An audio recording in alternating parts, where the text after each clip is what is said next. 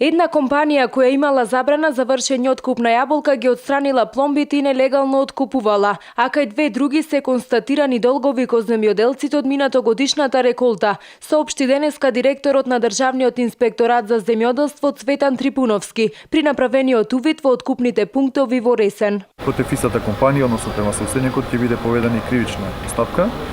додека кај останати две компании кои што вршат откуп во овој регион констатирани се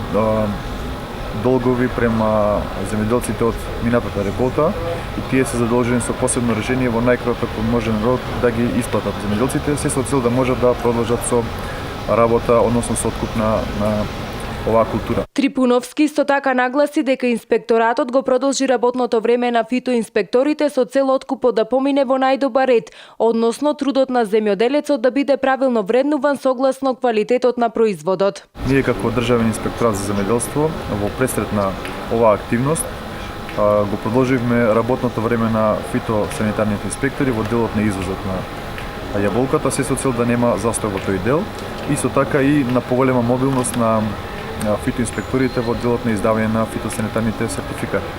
Меѓутоа морам да истакнам дека и ние како инспекторат согласно нашите законски овластувања правиме контрола и кај самите откупувачи за начинот на вршење на тој откуп. Инаку годинава поради ниските температури кои го зафатија преспанскиот регион на крајот од април, родот со јаболка е преполовен во однос на минатите години, односно се очекува да се соберат околу 50.000 тони јаболка. Од мразот беа зафатени околу 2700 хектари јаболкови насади, а родот е оштетен од 20 до 100%.